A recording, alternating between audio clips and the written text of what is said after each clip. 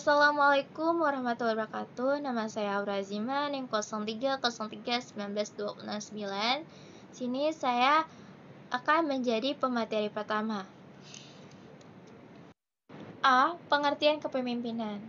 Istilah kepemimpinan sebagai terjemahan dari leadership. Leadership ini sering dilakukan dalam kehidupan sehari-hari. Terdengar dalam percakapan, pertemuan, televisi, radio, buku, dan lain sebagainya. Kepemimpinan ini bersifat tatap muka, menjadi kata-kata secara langsung. Kepemimpinan ini jenisnya bersifat langsung, karena sang pemimpin dalam usaha mempengaruhi orang lain, bergiat langsung kepada sasaran. Oleh karena itu, berhadapan muka, ia mengetahui ketika hasil kegiatan itu berkenaan dengan perkembangan teknologi seperti radio, televisi, handphone. Kegiatan kepemimpinan melalui kata-kata lisan dapat lebih aktif dengan memperoleh sasaran yang berjumlah jauh lebih banyak daripada berhadapan tatap muka. Faktor-faktor pentingnya dalam kepemimpinan yakni mempengaruhi dan mengontrol pikiran, perasaan, atau tingkah laku orang lain. Tujuan ini adalah tujuan pihak si pemimpin. Kepemimpinan adalah kegiatan si pemimpin untuk mengarahkan tingkah laku orang lain ke suatu tujuan tertentu.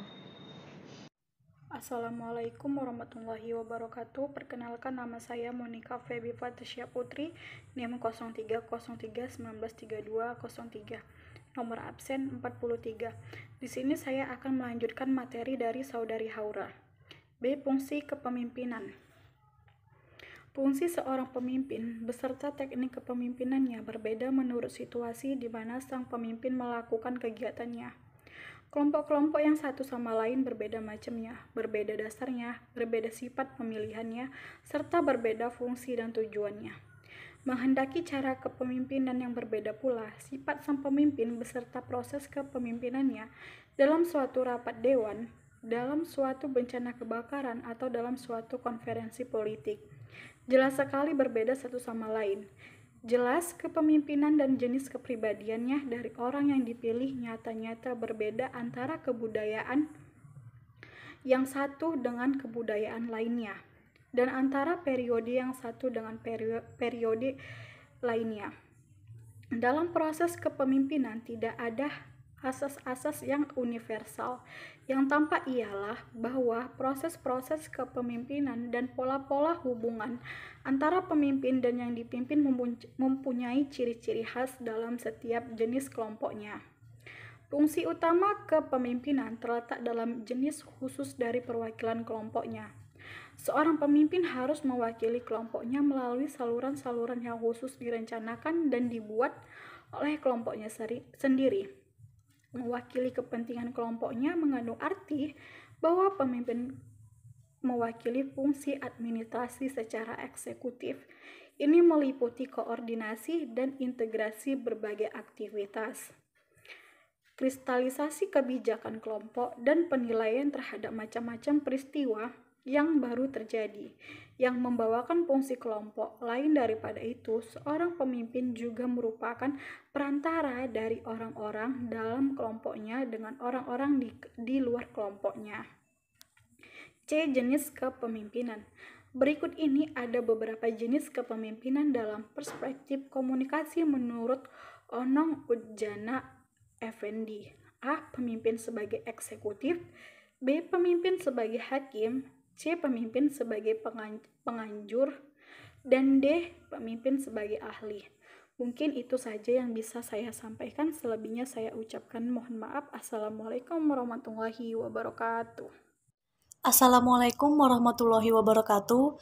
Perkenalkan, nama saya Nada Afifah, NIM 0303192045. Di sini saya sebagai pemateri ketiga akan melanjutkan materi dari pemateri kedua, yang yaitu D. Pengertian komunikasi. Nah, apa sih itu komunikasi? Cole dalam DRS Onong Ujayana Effendi MA, mereka mendefinisikan bahwa komunikasi itu adalah mekanisme yang menyebabkan adanya hubungan antar manusia dan yang memperkembangkan semua lambang pikiran bersama-sama dengan alat untuk menyiarkan dalam ruang dan merekamnya dalam waktu. Ini mencangkup wajah dan gerak-gerik kita maupun suara, kata-kata tertulis ataupun tidak tertulis, dan percetakan kereta api, telegram, dan lain sebagainya. Nah, jika dibandingkan dengan definisi-definisi lainnya, definisi Cole ini merupakan definisi yang paling lengkap dan paling menarik di antara sekian banyak definisi. Definisi tersebut meliputi beberapa unsur. Pertama, ide dari komunikasi sebagai dasar yang hakiki bagi hubungan manusia. Kedua itu komunikasi sebagai proses yang menyebabkan hubungan tersebut menjadi suatu kegiatan. Akhirnya, dia melihat dalam mekanisme tersebut simbolisasi atau kata-kata gambar dan sebagainya. Dan alat-alat bagi pengoperan objek-objek dari hubungan tersebut atau informasi, ide, pengalaman, dan lain sebagainya. Mungkin itu saja akan dilanjutkan oleh pemateri ketiga. Assalamualaikum. Assalamualaikum warahmatullahi wabarakatuh. Saya Rindi Antika, NIM 0303192075. Di sini saya akan melanjutkan materi dari materi sebelumnya, yaitu tentang proses komunikasi. Nah, berdasarkan definisi Cole dan rumus Level, dapat diambil kesimpulan bahwa komunikasi adalah suatu proses operan lambang-lambang yang mengandung pengertian tertentu oleh seseorang kepada orang lain. Nah, dari proses komunikasi ini meliputi 5 unsur. Unsur yang pertama itu ada komunikator, kedua pesan, ketiga saluran, 4 komunikan, 5 efek. Nah, komunikator itu yakni orang yang menyampaikan atau mengatakan, menyiarkan pesan. Unsur yang kedua itu tadi ada pesan. Pesan itu ide, informasi, dan sebagainya. Ketiga, saluran atau channel atau media. Ialah alat yang digunakan oleh komunikator untuk menyampaikan pesan. Keempat, ada komunikan. Komunikan itu audiens, yaitu orang yang menerima pesan. Terakhir, itu efek, yakni pengaruh atau kegiatan komunikasi yang dilakukan komunikator kepada komunikan. Bagi seorang pemimpin, unsur terakhir dari proses komunikasi tersebut, yaitu efek, harus merupakan faktor yang selalu mendapat perhatian. Ia senantiasa harus bertanya apakah ada efeknya dan sejauh mana efek dari kegiatan komunikasinya itu. Sukses tidaknya komunikasi tergantung dari efek dari kegiatan komunikasinya. Sudah tentu ini tergantung pula dari apa yang ia komunikasikan dan bagaimana ia mengkomunikasikannya. Mungkin hanya itu materi yang dapat saya sampaikan. Pada materi hambatan dalam komunikasi akan disampaikan oleh pemateri berikutnya. Terima kasih. F. Hambatan dalam komunikasi. Adapun hambatan, rintangan, dan gangguan dalam komunikasi yang lebih ringkas dan praktis adalah hambatan sosio-antropsikologis. Hambatan ini adalah hambatan yang dilihat pada penerima pesan atau komunikan yang memiliki latar belakang yang berbeda-beda, yaitu sosiologis, antropologis, psikologis, dan hambatan semantik. Nah, hambatan semantik adalah hambatan sosio-antropsikologis terdapat pada komunikan atau penerima pesan, sedangkan hambatan semantik terdapat pada komunikator, yaitu bahasa yang digunakan komunikator tidak pas atau tidak jelas karena mungkin terlalu cepat berbicara atau penyampaiannya. Misalnya, maksudnya mengatakan kedelai terucap keledai, maksudnya demokrasi terlontar demonstrasi, maksudnya mengatakan terlontar terdengar partisipasi, gangguan semantik disebabkan pula oleh aspek misalnya rampung, atos, dan bujang. Hambatan mekanis atau teknis, yaitu hambatan yang pada umumnya terdapat pada media yang digunakan seperti telepon, televisi, radio, surat kabar yang tidak mungkin dapat diatasi oleh komunikator maupun komunikan. 6. Hambatan ekologis. Hambatan yang terjadi disebabkan oleh gangguan lingkungan pada saat proses berlangsungnya komunikasi, seperti suara bising, hujan, petir, suara pesawat, dan sebagainya. Warahmatullahi wabarakatuh. Nama saya Utami Widyalestari, NIM 0303192061. Di sini saya sebagai pemateri terakhir, yaitu G. Peran pemimpin dalam komunikasi. A. Pemimpin sebagai komunikator. Seorang komunikator akan mempunyai kemampuan untuk melakukan perubahan sikap, pendapat, dan tingkah laku komunikan melalui mekanisme daya tarik jika pihak komunikan merasa bahwa komunikator ikut serta dengannya. Dengan kata lain, pihak komunikan merasa ada kesamaan antara komunikator dengannya. Dengan demikian, komunikan bersedia untuk taat pada isi pesan yang dipersesuaikan komunikator. 1. Kerangka referensi.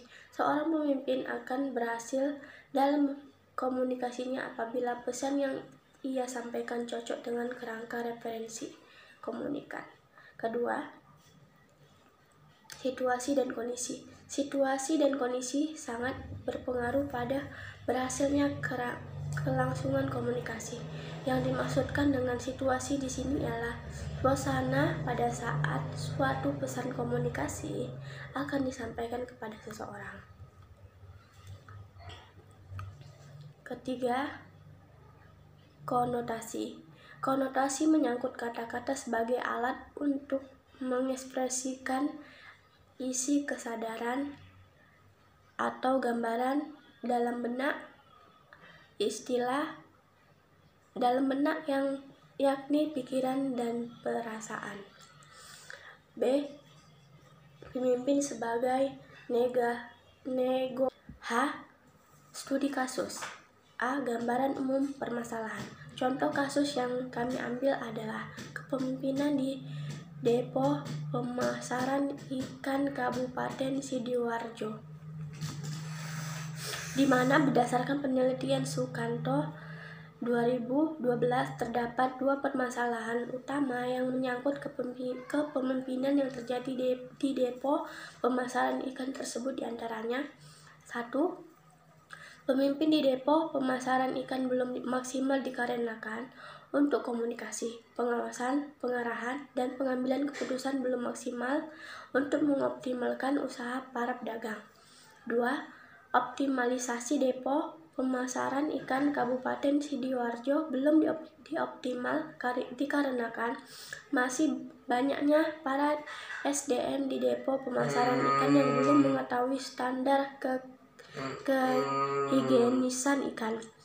Solusi dalam mengatasi permasalahan. Pertama, harus adanya sinergis di antara pemerintah dan seluruh stakeholder yang berada di Depo Pemasaran Ikan Sidoarjo.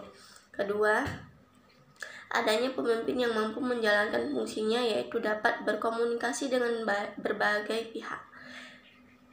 Ketiga, kesadaran bagi berbagai pihak, baik itu pemimpin dan para pedagang, untuk lebih mengoptimalkan pasar tersebut sebagai mestinya agar terjadi perubahan. Sekian materi yang saya sampaikan. Mungkin ada kata-kata yang salah, saya mohon maaf. Wassalamualaikum warahmatullahi wabarakatuh. Saya kembalikan kepada moderator.